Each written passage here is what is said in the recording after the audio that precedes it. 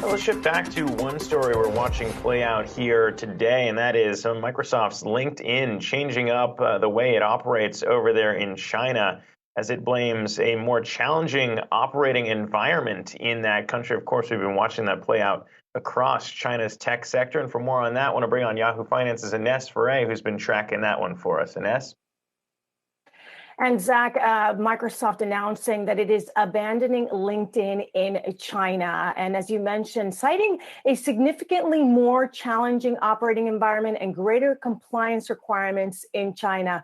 Now, China has been scrutinizing different industries, including the tech industry. LinkedIn saying now that it will launch in jobs. This will be a standalone jobs application for Chinese people in China, and this will be launched later this year. Regarding LinkedIn, in March, according to Bloomberg, regulators had told LinkedIn that it had to better regulate its content, and it gave LinkedIn 30 days to do so. Also recently, reportedly, LinkedIn had notified some human rights activists in China, some academics, some journalists, that their profiles had been blocked in China. So definitely more scrutiny on that platform. These challenges that Microsoft is citing has to do with the decision to abandon LinkedIn. I do want to also note that not only, of course, has Microsoft been looking into technology platforms, but also now it's looking into also brokerage firms, because there's a report out, and I'm going to pull up the Chinese companies that are trading here in the U.S. You can see today these are down.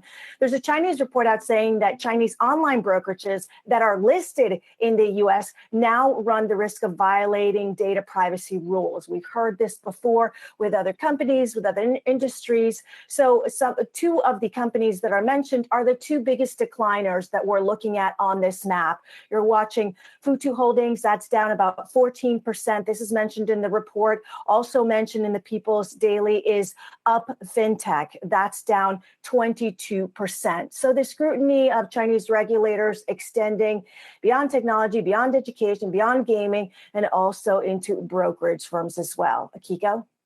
Yeah, this move feels like in some ways inevitable, just given what we've seen play out with other U.S. tech companies. But I mean, Microsoft's had a presence in China for, decades now. So it's interesting to see they're making this move now. We'll be watching that story closely. Thanks so much for that.